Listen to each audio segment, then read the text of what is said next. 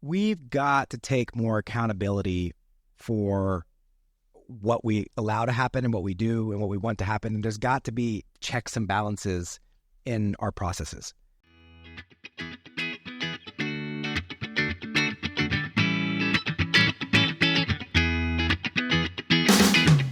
Welcome back to the Millennial Dentist Podcast, a podcast all about working smarter, not harder. Pushing dentists to go beyond dental school dentistry and build the practice of your dreams. Here is your host, the Millennial Dentist himself, Dr. Sully Sullivan. All right, Eric, what problem we want to solve today? I mean, you're here, you're the guest. We might as well have a podcast that talks about some live problems. How's your schedule going? You finally got this thing under control a little bit? Yeah, I really like the one schedule setup. So instead of bouncing back and forth, I really have focused on less busyness this last year. Since the summit last year, went back and implemented that into our schedule. It took a little bit of fine tuning for the associate to not feel like he wasn't busy enough. And so we're still designing it with his stronger schedule, but I think he has a little more wiggle room to produce than the numbers that he'd like to. I only work 2 days a week in each practice, and so those 2 days are very full for me and busy. It's harder to fill an associate 4 days a week or 5 days a week, and we've been able to do that, but that has taken some... You're saying just because of the size of the practice, being able to fill their schedule, is that what you're referring to more or less? Yes, because we went from a 2-doctor office to a 3-doctor office, and then I was kind of spending some more time in another practice, my other practice out in the woods in Garden Valley. So you really went to a 2-doctor plus 2-day practice? Yeah, we ended up changing. You added 2 doctor days. We added 2 doctor days. Yes, you added 2 doctor days, which isn't a huge chunk of growth. Where was y'all's expectation that the 2 doctor days of dentistry was going to come from? Internal sources of asking for references or referrals, meaning more patients. More patients. And well, actually, we tried to just do more dentistry on the few patients we had, or fewer well-planned visits, and that works well. But also, I think that there's a certain amount of just attrition in a practice, and for us, I feel like we have to grow about 30 new patients a month between the two of us, primarily for my associate, and when we hit that number, everything works out fine as far as our... I think I'd like to dive down this. Yeah, there's a lot we're going to unpack right here. I like it. Eric, how long have you been practicing now? 16 years. So 15 years, let's call it. Okay. All right, so for those of you that are in that 10 to 15 year spot, one of the challenges that we run into is that our practice has become full because we've attracted X number of new patients over the years, and our recall is taken over. And we often forget about this thing called attrition. Attrition happens because people move. We're in a day and age where people move more often. Attrition happens because people stop liking us for whatever reason. People have their own changes as well. And then sometimes attrition happens because they change insurances or we change insurances. And so they die too. You forgot about that one. Well, I'm trying not to be... Oh, sorry. There's that one. There is that one. People do die. But those kind of things that happen, right? And I think your numbers are maybe a little bit on the low end there. I don't think 30 is the real number. I think it's probably closer to 40 to 50 maybe even, but 30 to 40 is a fair number. And so the challenge that I see in practice that are 10 plus years old is they've stopped prioritizing new patients. And then what that leads to is this slow degradation in our practices. And the other challenge that happens in the 10 plus year old practice is that you've done a lot of the dentistry on most of these people. Mm-hmm. And there's less and less dentistry to be done. There's always still dentistry to be done. Things break, things wear out. At the 15-year mark, your dentistry you did year one is probably time to be updated, right? But I'd be stoked if the dentistry that I did year one lasted 15 years. I know. But yeah, I'm being generous. I know. Yeah, I appreciate that. So we don't prioritize new patients. And I see this over and over and over again in conversations with dentists, people at a mastermind. And it's why we're so focused on new patient priorities. It's not because we don't value our old patients. We value replacing the ones that we're losing that we don't remember or don't realize. And we also value continued new blood and growth in our offices. So what do you have in place to ensure that you get your 30 new patients a month? Well, the last 2 weeks, we've been focusing on consistent asks for our existing patients for referrals. So we put a big blow-up paddleboard right at the entrance. So people, and it says, hey, ask us about referrals or winning this prize. And so that's our cue to have that conversation. We print out a bunch of new business cards that have a special $17 come into the office for a limited exam, $77 with a cleaning. And we give those to, I try to do 2 a day on my 2 days, so 4 a week. And then what's different this week and last week is we do a weekly assessment meeting of how we do, or we're keeping score. And that's a new thing for us is I just did this book called The 12-Week Year, where it talks about having 12-week goals instead of year goals. And then trying to have a weekly assessment meeting every Tuesday, and in our case, that we see how we did. The reason why sports is fun to watch is because there's a score. Without a score, it's hard to follow. And so that's what we're trying to do. We're being intentional with that. I don't know the other ways that I can grow new patients. I'd love to back up to for 1 second, then we can talk about growing. Okay. Yeah, I think the problem is, and this is what you're probably wanting to allude to, T-Bone, is that we focus so much on this idea that we have to grow, or that we have to grow new patients, or that there's not we're not doing a good job of promoting that we're accepting new patients. But I think ultimately what we see more often is that it's in some offices it is the need for new patients, but what the real holdback is the availability for new patients. Okay. Step one in this whole process, like if you decide that you want to do this, step one is creating the space in the schedule. Correct. We did that. We created the blocks we've got new patient blocks in hygiene. And you got 30 of them. Yes. Okay. Or 40 or whatever the number is. Okay. So that's always step one. So to everybody listening, when you start noticing this attrition, or you're like, oh my God, I need to grow my practice and I need to get some new blood in there, or whatever it may be, step one is you got to create the blocks. Okay. And it's got to be a priority block that these are the new patient times. And then what we've seen is in many practices, that in of itself is enough to get the volume of new patients they need in the door. Because now we've created a space for all the people that we've said no to, or the people that we've pushed out so far. Hey, our next new patient visit's 2 months from now. Okay. And those patients are like, well, I'll just go somewhere else. I mean, that's what I would do. Like if I called somewhere, like if I called to get my haircut, because a haircut's not much different than a cleaning as far as like when people want to get it done. And they were like, yeah, we can't see you for the hygienist listening or just 3 weeks. I'd be like, well, that's the reality of the situation. Yeah. Like I mean, that's the value that it's put on. And so like if I'm like, well, I can't get your haircut for 3 weeks, then I'm like, okay, I'll just call the next person. I don't want to go on a tangent. The value, I think that we have allowed it to be less valuable than a haircut because it's your free cleaning. Yeah, no joke. Yeah. Right? It's cost $65 or whatever now to get a haircut. I pay $25. You're getting a deal. That's because you prepay for the year, I think. I prepay every month. Yeah, so you probably get a deal for that. If I was on the club, I would probably. I need a different hair club. But let's keep going back to what we're here for. So step one is you got to create the space. And often that in of itself will fix the new patient flow problem.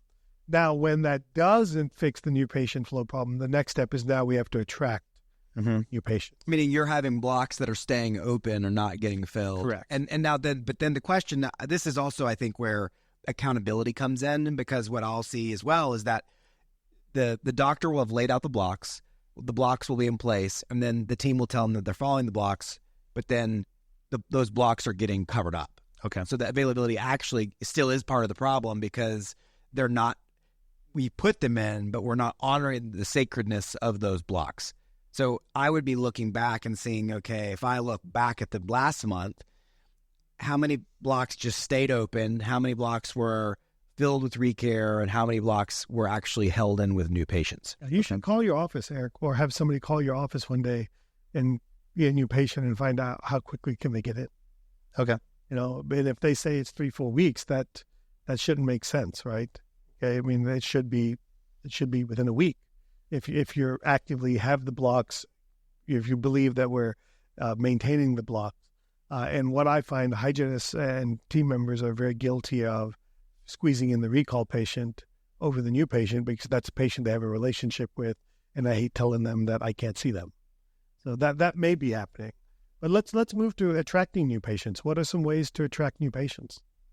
So internal referrals are the best. Always when we can refer somebody, that's always the best. That's what we're focusing because that's what we know. Yeah, I'm personally not a big fan of the specials. Okay. Not that specials don't work, but the special in my practice, I take your insurance. Yeah. Like that's enough of a special as it is, right? So where you're discounting an already discounted procedure, and you're discounting a procedure that most people get essentially for free. Mm-hmm. Okay, so I don't believe that we need to do specials. I don't believe that should be our number one or first attempt at it. What are some other ways? What we're doing now, one of the things we're doing is we've got a VIP card. Okay. That's something we started that I'm pretty excited about. And it's literally like a wallet card that basically we give them out to our patients or the patients we want to refer, right? We'll give them 5 or 6 cards. And for every and they have we write the patient's name on the card. Mm-hmm. And so for every patient they refer, we get the card that says, "Hey, this is Eric Ballou's card." We send them, I think, a $20 Starbucks gift card, and then the patient that brings it in gets a $5 or a $10 Starbucks gift card. So that way, we're there's an incentive obviously for the patient to remember the card and bring it in because they get something. They don't get something as big, and then there's a incentive for the person giving it out that they get something, and that's been pretty good so far. Just as it's not an inexpensive way, it makes the patient feel special because they say like, "Thanks for being a VIP. We'd love for you to send more VIPs this way," and just a little incentive thing that we're doing. So that's and I like that one from a standpoint of I don't pay anything outside of having the cards made until there's actually deliverable, right? Okay. Until we're actually getting the patient. Then you go to Starbucks, buy a bunch of gift cards. Yeah. And include those. You want to pull something up on the screen here? No. I'm a little embarrassed by it because it's dated, but Yeah, but that's okay. so this is Shows you how long you've been doing it. all right. We can pull it up. Pull that one in. So this is from like 2005 and 6, and so this is what's called a tearaway card. So it's like a long sheet, and at the bottom, Oh yeah. you tear away the card here, right? And so like right here, it has refer a friend or anything like that, and then it has a little bit about our practice. So we give this away to the patient, and then that way they can give it to somebody with the offer on it, a little bit about our practice, and then the patient could tear away that card from there. Yeah, that makes sense. I like that. I mean, we're just given this card right now that I don't even have one with me. I think I do, but it just has 2 offerings, and it doesn't really say as much of what we do. And then I like even that big card is it's big for your patients to carry that around. yeah. I'll argue your patients don't want to carry this around either. I don't think they will. Yeah. It's just a reminder that hey, we are attracting new patients. We're asking. I'm always surprised when patients say, "Are you taking new patients?" Yeah. Like somebody actually says no. We're that busy. Yeah, I think I don't think we need to incentivize the new customer with a deal. I think we need to incentivize the action of referring. Well, and this goes back to one of my big pet peeves right now too, is that our focus of how we attract new patients needs to be more directed at some sort of niche. Like what I don't like about that card is that the 2 things you're promoting here are a $17 problem-focused exam, which that's not bad because that can turn into some level of productive dentistry and then a cleaning, right? Because in essence, what I want to be, I just think there's so much volume of marketing going towards that area in our profession that it's just a massive race to the bottom. Yeah. Whereas like Missing out on the hey, we do implants. Yes. Nor do you want more Right. hygiene, just cleanings anyways. Like that's not, No, not- and so, Not necessarily. Right. and sure there's benefit to building the base, but we'd like to build that base with people that need some or willing to spend money on some level of dentistry, not just somebody who's looking for a cheap cleaning that could then just be a revolving. I remember I did Groupon when Groupon was big or first. Yeah. And I got like hundreds of patients, and then none of them came back for the recall because they did another Groupon Right. somewhere else, right? And they had no intention of really doing dentistry. Yeah. And that's what they were there for, right? And so internal is the first step, right? Now we got to get new patients. We got to get new. I've got the space in the schedule. It's not getting filled. Okay. In my team, I'm holding my team accountable that they're holding it. Okay. Now I got to attract more patients. Got to get more phone calls, basically, right? Mm-hmm. And so we got to get more contacts, right? So the step one is internal marketing. Letting your existing base know that you're happy to accept new patients. Okay. Another aspect of it is, what are you doing on social media? Like, are we letting the community know that we're looking for patients? Like, we got to shout it from the rooftop. And one of the fears I used to have is I don't want people to think I'm not busy or that we're desperate or any of those things. And we're past that stage, right? The reality is we have to promote. We got to promote ourselves as existing. So we have to be consistently letting people know that the challenge with social media is only maybe 5 to 10% of your followers or people actually see your message. So you have to put the message out there on a consistent basis. So you almost need to post that, hey, we're still accepting new patients almost every day. It's got to be a consistent message to the community overall. It's not like someone's coming to your thing and looking through your posts every day. Like, it's in the feed and it's happening, getting laid out like that. This ties into like what you were saying. One of the things we've been talking a lot about is the components of being a successful clinician. And one of those core components is your brand and building. And ultimately, that is what we're talking about, is your brand is what drives new patients, specifically for certain procedures. And my assumption is that most of us don't do a good job of establishing what we do or what we want to be known for in our community. Like, your brand is not implant dentist. Your brand is probably more like family practice. And maybe that's changed over the years, but that would be the question that I would look at. Is I would say, go to my website, walk through my office, and does my brand or my marketing or my subliminal marketing, does it tell you what I want you to know? Which one of those would you focus on first? Your website, your social media posts, your frequency of social media posts? Which gets me the result the fastest, which will always be social media. Okay. Because it's immediate. What good is an amazing website if nobody finds it? Right. Okay. And SEO, search engine optimization, takes time. Okay. And so the answer is you got to do a little bit of all of it. But if you're in a position where you need I'll get back in immediately, then you need to be focused on what gets the result the fastest. And this is kind of like the whole chicken or the egg thing. Problem is like the answer is you need all of them. Like, one's not going to be enough in theory. This is something like that we'll do a lot of times. If you're not watching, should be. Then when you go to, we just Google Eric's practice, Lake Harbor Dental. That's one of your practices in Boise. Yeah. Here's some amazing things. You have a 4.9 Google rating out of 5. Straight. That's not great. That's amazing. Okay. And you got 385 reviews. Okay. Now I'm going to ask tough questions. Okay. Where have you shouted from the rooftop that you have a 4.9 rating? So all you would do is you go to these reviews right here. Okay. Let's see, reviews. Okay. And the reviews are amazing. Okay. And you'd make a review image of each one of these things. And you'd post that on social media every day for 385 days. And then you start over again with the same reviews. And you'd never end. And you would just shout out from the community 4.9 stars out of 5. And then you'd have the review itself. Okay.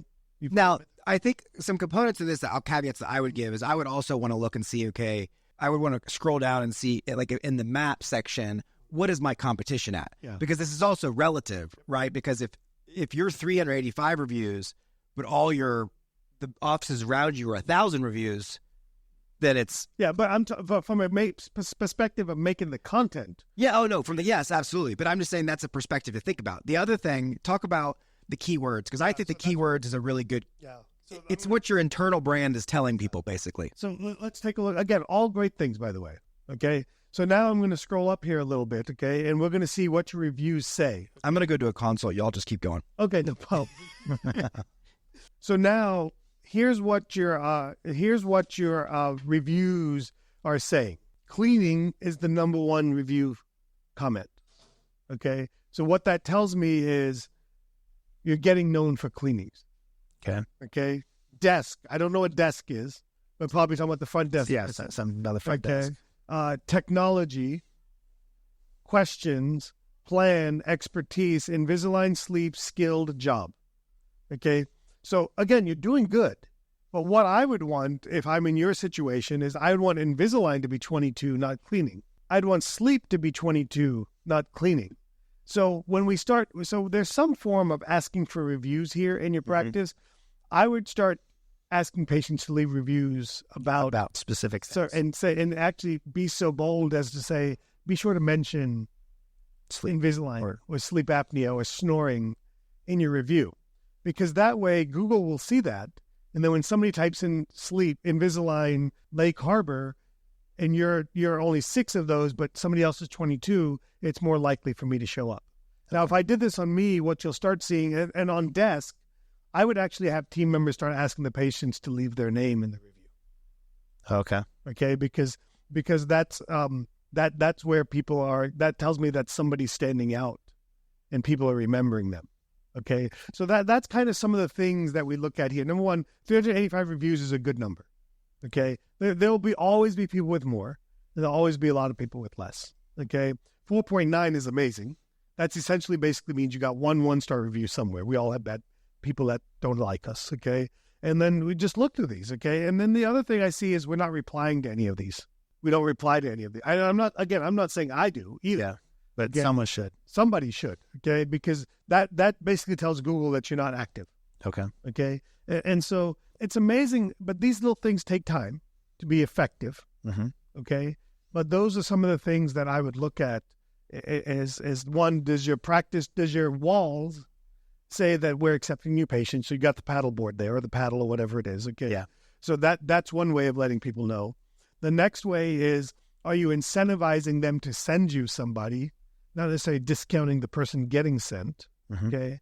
Number 3 is are you shouting it from the rooftops to your community that we're looking for new patients? And that shouting from the rooftops usually should occur through social media. Well, that's the free way to do it. Okay. I mean, you can do it through paid avenues, right? You can do it through Google AdWords, social media ads. How useful have those been? Because I've spent a lot of money on that in the past. Yeah. And I just don't know the best way to track. Yeah. Well, that's a deep, longer conversation, right? Yeah. But in general, if you're promoting cleanings, you're fighting every dentist. Okay? So you're going to have less success. And the challenge with cleanings is the reward, the return is low. Okay? It's a low dollar procedure. And you're spending X dollars to get the lead. And people see you talk about lifetime value, and there's some value in that. But, I don't think patients stick around 10, 15 years anymore. They leave. They move. Okay? They die, according to Sully, right?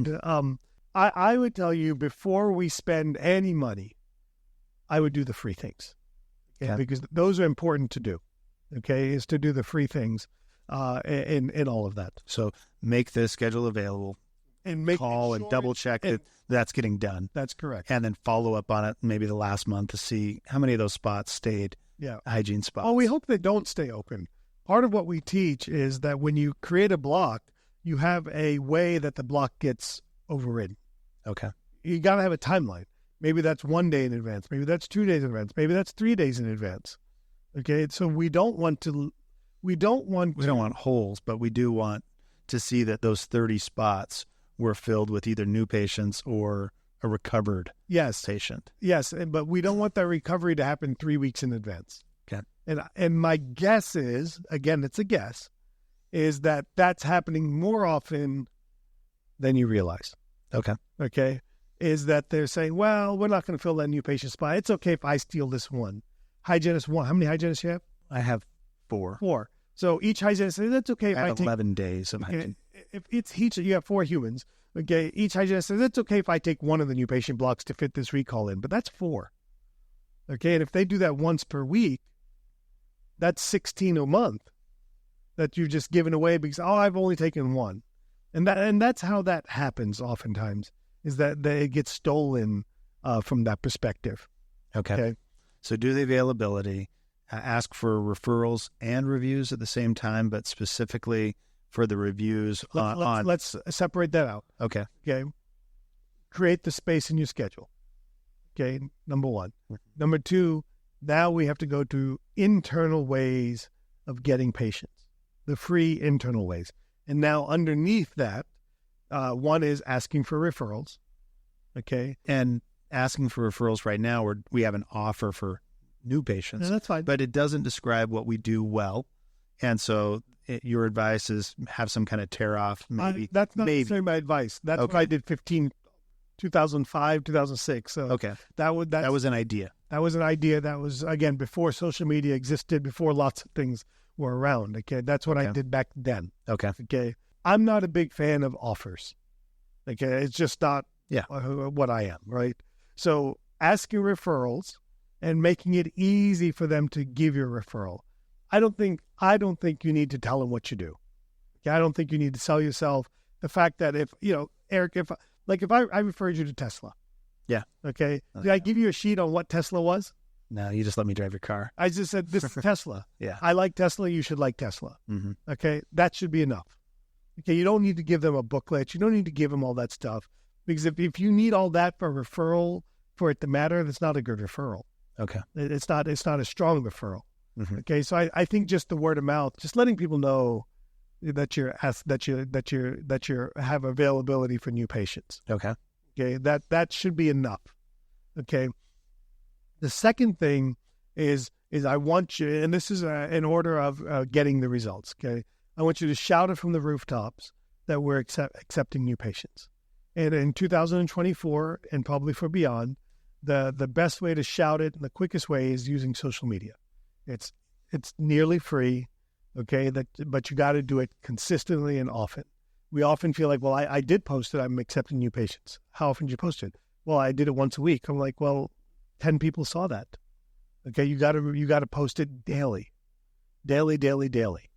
Okay, and so there's that. Okay, now how do you create some of that content?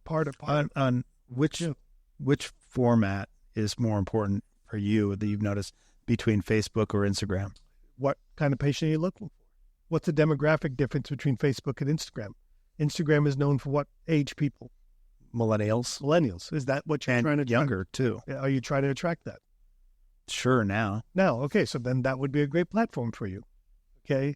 So to me, the platform, number one has to be with what demographic, like you, it's shocking to me, Eric, you didn't say Snapchat. Yeah. It's because I'm not familiar with it. But because what demographic uses Snapchat? My kids. Yeah. My teenagers. Like, what good would I do selling my practice on Snapchat to my kids? I'm not trying to, if I'm an orthodontist. Yeah. Absolutely. If I'm a pediatric dentist, absolutely. But I'm not trying to grow that. So. You're not trying to grow that, correct? No. So the platform, one, has to be the demographic that you're after, but also part of the platform has to be the platform that you're actually active in. Okay. Okay. And that kind of brings me to my next part of new patients is that you have to build a reputation. Okay. And your reputation is good. 385 people took time to give you a 5-star review, man. That's pretty damn amazing.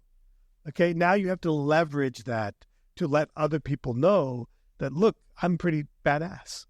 Okay. And so basically I'm going to try to find one real quick here, and then Sully can put it on the screen. But I'm going to try to find you a Google review image template. And then basically you take those 385 reviews, you turn it into an image, and Canva will let you do any number of things. So imagine here's a template. Okay. 5 out of 5 stars, Google, you put your logo there, and here's the review. You make 3, you literally could pay somebody in Indonesia, India, XYZ country to make all 385 of these for you for $500. You could pay somebody in America too, Eric. Yeah, that too. Okay. But I'm just saying, if you want it done inexpensive, if I get AI to do it. That is true. Yes. Okay. And you can have all of these done, and then you can use a scheduling software that'll dump all of these out one every day, and just keep rotating these day in and day out. And you can, in theory, flood your market your feed, and then you can put a couple of dollars behind it to get it to go out to other people so that more people know, and you're not just saying, come to me for a cleaning. I really like that idea because we had set a goal last couple of weeks with our 12-week goals of social media content twice a week. And what I'm hearing is that's not enough. Depending on what you're trying to do. Okay. But if we wanted to do a third or a fourth, it's as easy as just pulling one of our reviews and posting it and just saying, hey, we have great reviews here, wonderful patients. We're looking for more. Like, Eric, when you're in Nashville today, okay, let's pretend you're going to go find a place to eat tonight. Yeah. How are you going to find it? Google. Okay, give me you want to eat Thai food tonight. I'm really going to just ask. But let's pretend we're gone, okay? But you want Thai food. I love Thai food. This is what I do. I Google a Thai restaurant near me. How do I choose which Thai restaurant to go to? You open it up and you look at the reviews and you look for the worst reviews to see if those are... Right, but I look at the reviews, correct? Mm-hmm. So now let people know that it's a compelling reason. That I don't go and read their menu because they all say the same thing. Yeah. Have you noticed that when you go to Chinese restaurants, the menu is the exact same? Yeah.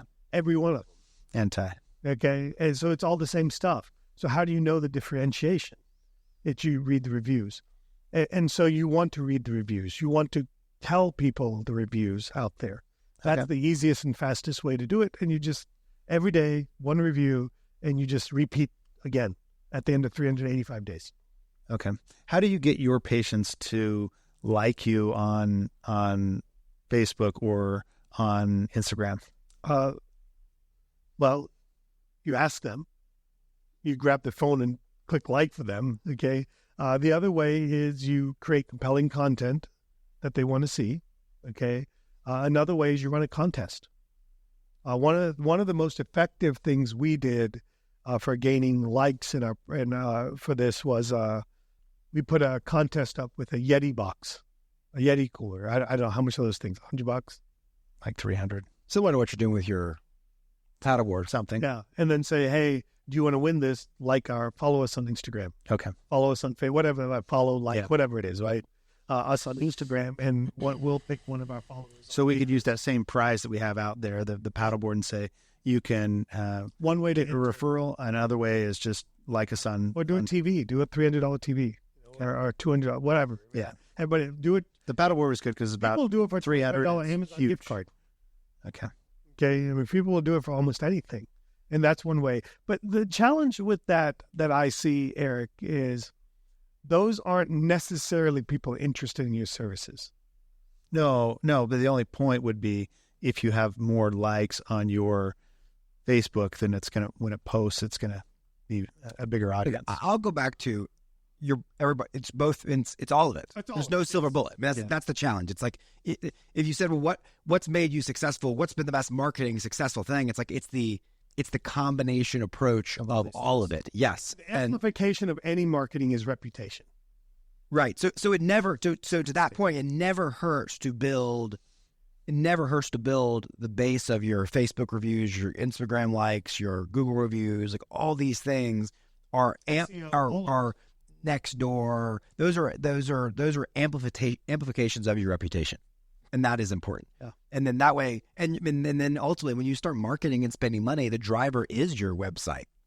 That is where people are going to go, because the review is the first one, the website's the second one, and then ultimately, because it's amazing to me how, the buying process used to be, and we've talked about this in an earlier podcast, I think, that Mercedes used to do a deal where to buy a car, they needed so many touch points. This was back in the 60s.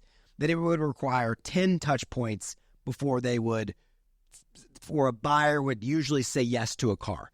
And that was very different back then because that required a lot more physical touch points. People wouldn't come in ready to buy and walk off the lot. You fast forward to today and everything has changed. Yeah, you go on Google and find anything you want. Most people show up ready to buy. I mean, it's amazing how many big cases we close where they've already learned about, our reputation from our web presence is already essentially solidified. They just want to make sure that that checks out. And so make sure you're legit. Yeah. And make sure that there's some level of rapport or something in person. Otherwise they're buying the same day. That's a very unique situation to kind of how things have been in the past. And that I think is because of the well-roundedness of your online presence as it pertains to reputation, and then having a really strong website that tells your story, why your practice is different, what's unique about the practice, why they should pick you for this type of dentistry, all those things. So there is no real, you have to take a multidisciplinary approach. But I do think that I don't think you should be spending a lot of money on external marketing until you've tied up at least that to some level of making it look good. Because otherwise, all that marketing is going to refer to those sources, and then you're just going to lose people initially because you don't have that brand and reputation established. I'm amazed that when I come out here and visit with you guys, I feel like I spent enough time with you throughout a year that I think I've got to know already that they're pearls. And every time I come out, I just the iceberg, something else that's just motivating, that just helps me take it back and improve my practice a little bit. So if I can summarize it, we're signing off. Then my first action item is call this weekend. One of you call my office and find out how far out we are with our new patients. Always interesting to see. Yeah. Go back to the office, make sure that those 30 or 40 blocks are allotted. Work on our reviews as far as using that as content for our social media. Work on your reviews. No, we don't need to work. I want you to continue to ask for reviews. Yes, and specific questions. Shouting to the community, we take new patients. Okay. That's the problem that's the action step. Leveraging reviews as content to help shout to the community that we're taking new patients. And at least once a week of our, let's say 5-7 day schedule of social media, that one of those once a week is at least we're attracting new patients. Yeah. And then continue to build our brand, what we do and how we do it on social media. I have some questions, and then we can sign off. All right. Yeah. I have your questions. Some questions on another topic too. We can do a second. Similar. Yeah, but to build on this, how many video testimonials do you have of your patients? 0. Well, I've done about 20 throughout the years, and I just don't do anything with them. So these are the things that what we feel is we have to keep getting new video testimonials. Just recycle those 20. Yeah. Every week, just run those 20. And then restart them. You think people remember what they saw 6 months ago? No. So those 20 reviews is enough to cycle through twice a year. Okay. And just put this shit on automatic, man. Just put it out there. Okay. Just consistently get out there. Last thing, okay, because we're talking about ways to get new patients. Okay. And notice we haven't said spend any money on external marketing, right? Another way that's poo-pooed in dentistry is you consider signing up for insurance plans. Okay. That is another relatively fast way to get new patients in the door. Okay. It comes with problems. It comes with pluses and minuses, but it's not to be left off as a way to drive new patients to your practice. Okay. All right. Anything else, Sully? No, but just there, like, on your homepage of your website, there's really nothing that highlights the type of dentistry that you want to be known for. I mean, the thing that popped up on the pop-up as I got in was your cleaning specials, right? So I think that, again, it's a matter of highlighting that stuff. When I go to services, for example, dental implants isn't even a service. Patient resources, make a payment, Invisalign, same-day crowns, teeth whitening, CEREC dentistry, root canal, veneers, dental cleanings, and dentures. So I don't even know that if I even go to your website, I don't even know that we do implants. You do one of the things that that's wild. You love to do. So it's humbling, dude. If we do it in mine, I'm not going to be happy either. Yeah. But that'll be my kind of wrap up point is what I think, and this is going to tie into what I'm excited about T-Bone talking about at the summit, because he's talking about leadership and whatnot, is that we've got to take more accountability for what we allow to happen and what we do and what we want to happen. And there's got to be checks and balances in our processes. We've got to routinely look at things like our website, walk through it as a patient. We got to follow up to make sure that our team members aren't breaking the blocks. We got to follow up that we have to audit our schedules, audit what our associates are diagnosing, how they're treatment planning. We have to audit these things. that is what leadership is all about. Like it's not, you can't just lead by example all the time. You have to keep accountability to this stuff.